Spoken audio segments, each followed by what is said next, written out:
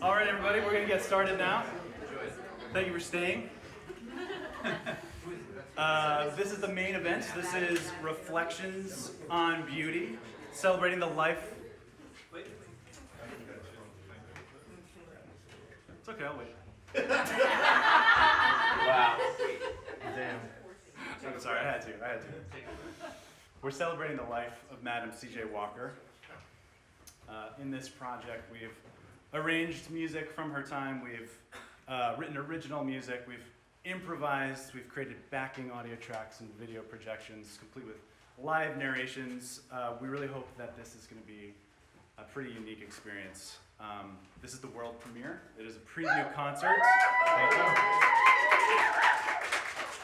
And we feel really honored that we get to share it with you. This is such an intimate space. We would love to know what you think afterwards. I'm sure there will be some kind of revision, some kind of something going on afterwards. But please let us know what you think, what your experience was watching and listening to this. The process of creating was long and messy and complicated, and it was a big team effort. We're going to be filming this for some promotional material, so if you could just take a second and silence your devices, that would be really helpful. This project was made possible by New Music USA. And actually, in January, when I first started doing some research for this grant application, I didn't know who Madam C.J. Walker was. I'd never heard of her. And I was embarrassed and a little ashamed because I try to be as woke as possible here. But you know, as I was talking to various people about the project, I realized that there weren't a lot of people that knew about her, educated people. And that's when I got to thinking, this could be a really unique project to share her story and her vision. So I'd like to thank a couple people. I'd like to thank Holly and Luke here at the AC Institute for joining us. I'd like to thank Jennifer Zeff for helping me edit the grant that we applied with. I'm pretty sure without we wouldn't have gotten it. Thank you. And I do want to mention that the proceeds from today's concert will be going to New Voices Foundation and its recent acquisition of Villa Lawaro, Walker's former estate, with plans to preserve it as an institute for women entrepreneurs of color.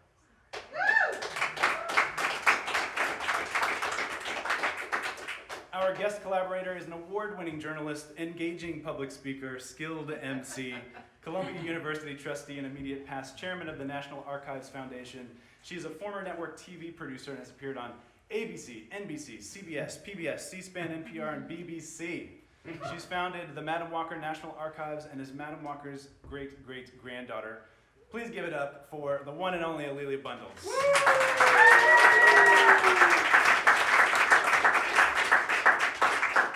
That's it. Enjoy the ride. If we could get the lights, we're ready to go.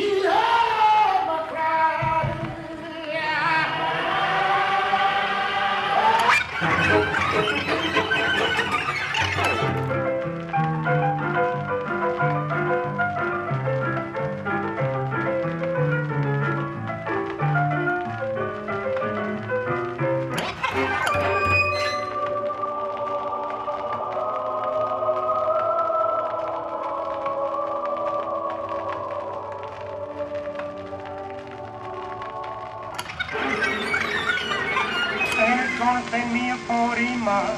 Everybody else is gonna take my job, gonna put a little sign on it and garbage truck. I don't mean to have no fuss. All these little people take a hat off to me because I'm a ragtime millionaire. I'm a rag, I'm a rag, I'm a rag, I'm a ragtime millionaire. All these little people take a hat off to me because I'm a ragtime.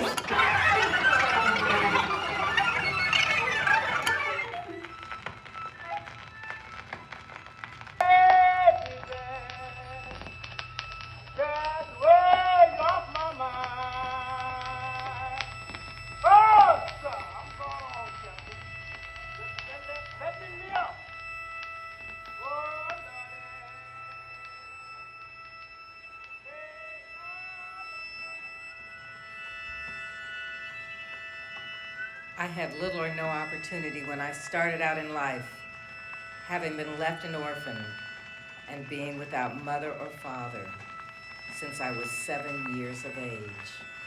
I married at the age of 14 in order to get a home of my own.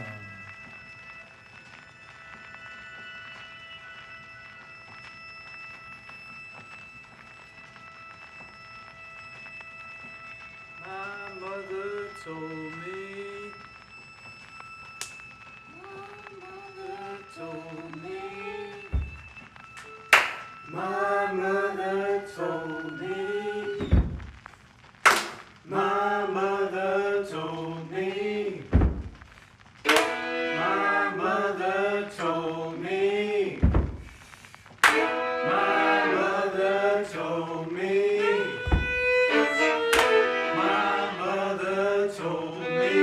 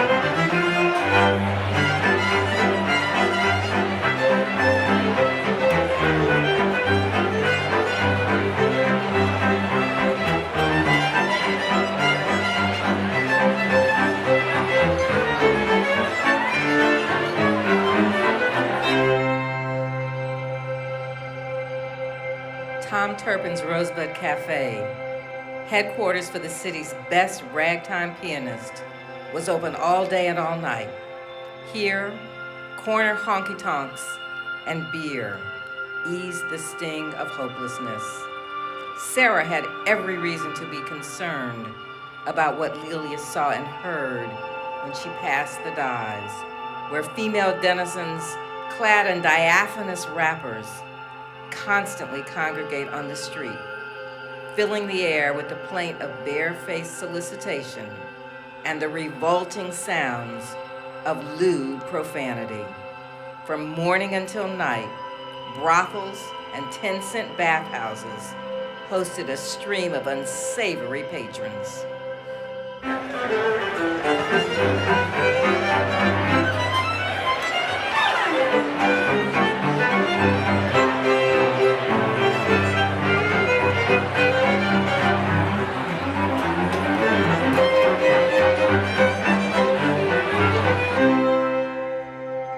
Whatever aspirations Sarah had for herself, her hopes for Lelia were even greater. The possibility that her daughter might spend her life either frequenting bars or leaning over a washboard motivated Sarah to work harder. When I was a washerwoman, I was considered a good washerwoman, Sarah often recalled. I am proud of that fact, but work as I would, I seldom could make more than $1.50 a day. I saved enough, though, to put my little girl in a school in Knoxville, Tennessee.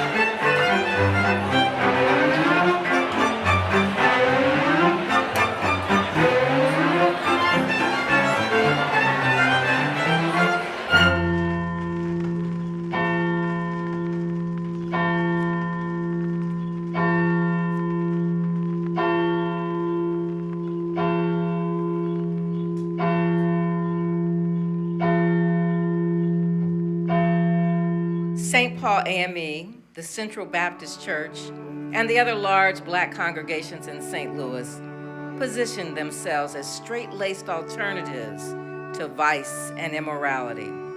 Jesus was the antidote to failure, and temperance saved all sinners. Inside the St. Paul AME, Sarah learned the mannerisms and conversations of local dignitaries and prominent members, especially its doctors, teachers, lawyers, and club women. She quickly took the initiative to create leadership roles for herself by helping those who were now as needy as she had been when she first arrived in St. Louis. Touched by a Post-Dispatch story about an elderly man struggling to support his blind sister and invalid wife, Sarah collected money for the family from her friends. She felt it was her duty to do even more, so she arranged for a pound party, through which means groceries in abundance were given, also a purse of $7.50. No longer the recipient of charity, she had become, in her own small way, a benefactor.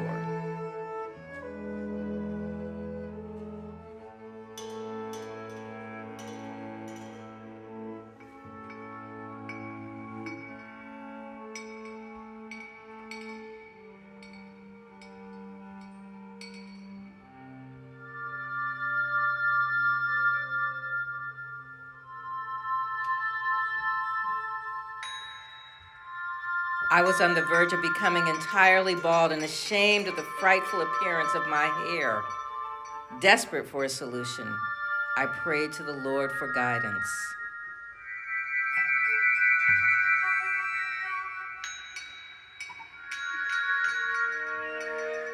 He answered my prayer. For one night I had a dream, and in that dream a big black man appeared to me and told me what to mix up for my hair. Some of the remedy was from Africa, but I sent for it mixed it, put it on my scalp, and in a few weeks my hair was coming in faster than it had ever fallen out.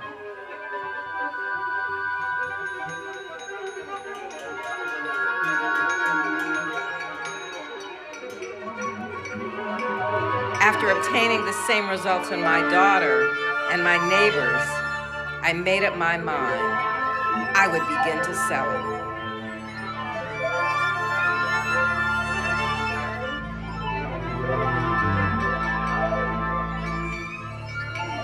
When I made my discovery, I had no idea of placing it on the market for the benefit of others.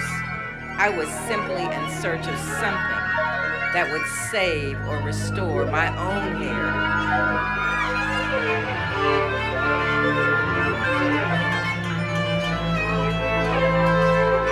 This miraculous concoction was nothing less than an inspiration from God, a heaven-sent gift for me to place in the reach of those who appreciate beautiful hair and healthy scalps, which is the glory of all women.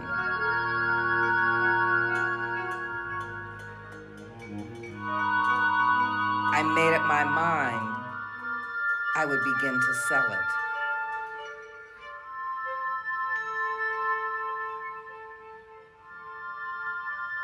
I made up my mind I would begin to sell it.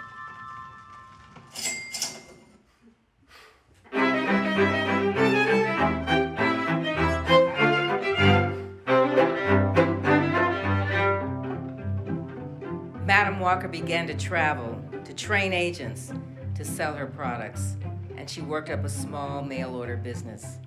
In an era when white male factory workers had monthly incomes of $40 to $60, Madam Walker's business was averaging upward of $300. For 18 months, the Walkers traveled throughout the southern United States, systematically canvassing regions densely populated by African Americans. They found an effective routine: contact the local black churches, introduce themselves to the officers of the local black fraternal organizations, arrange a demonstration at a church or a lodge, hold classes to train agents, take orders, move on to the next place.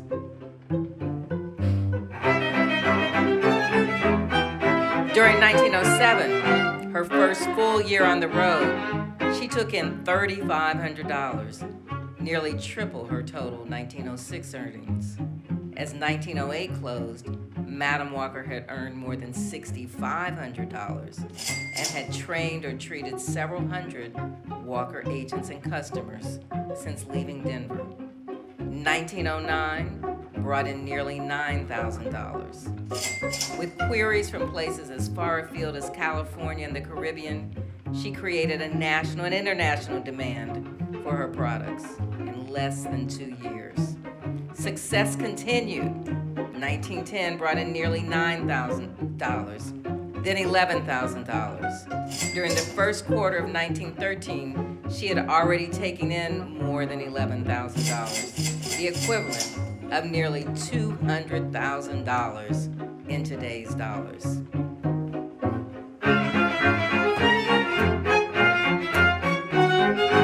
Eventually, she took leadership in supporting her own community by making a $1,000 donation to the Indianapolis YMCA.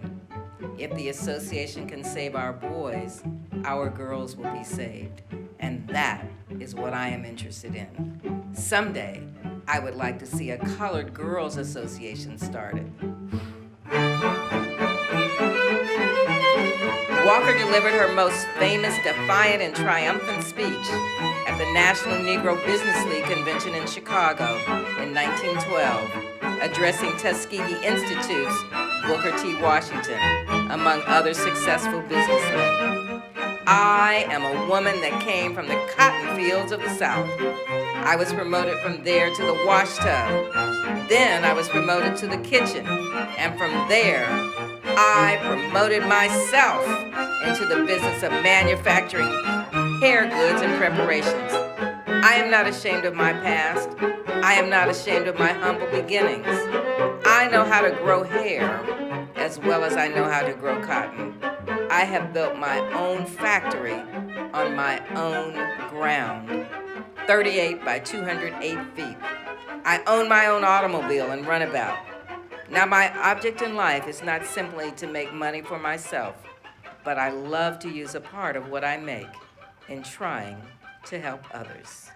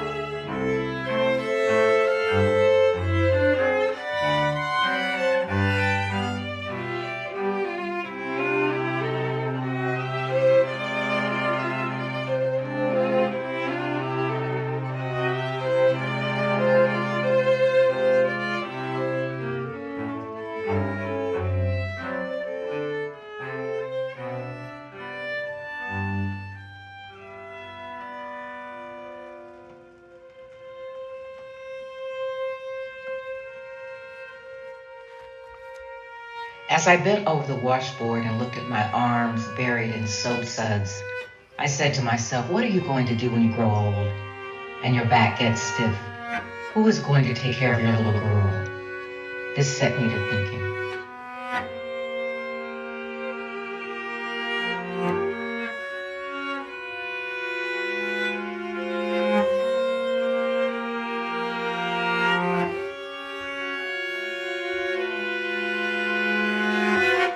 I want to live to help my race, saving black men's bodies and white men's souls. I want to live to help.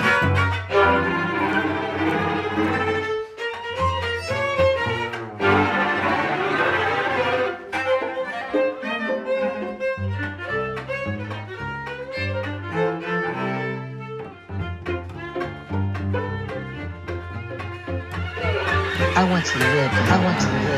I am in the business world not for myself alone, but to do all the good I can to uplift my race, saving black men's bodies and white men's souls. I want to live to help.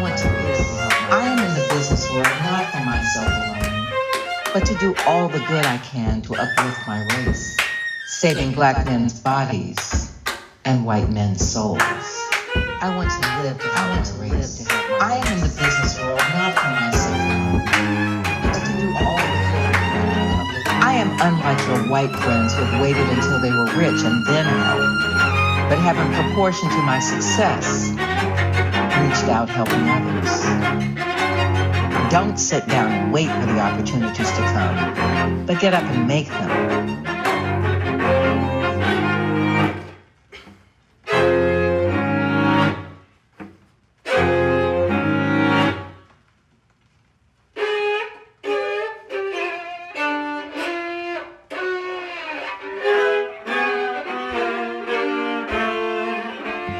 To look to other races for their types of beauty and character.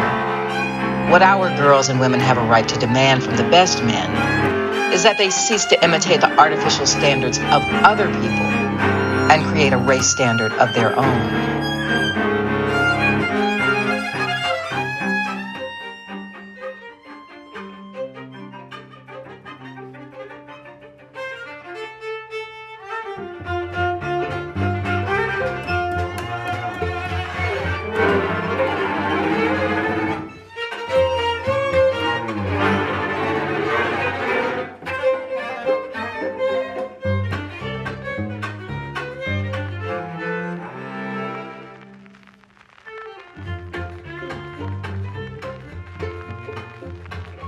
I want to live to help my race, saving black men's bodies. I want to live and white men's souls, saving black men's bodies. I want to live and white men to help my race. As I bent over the washboard and looked at my arms buried in soap suds, I said to myself, what are you going to do when you grow old and your back gets stiff? Who is going to take care of your little girl? This set me to thinking.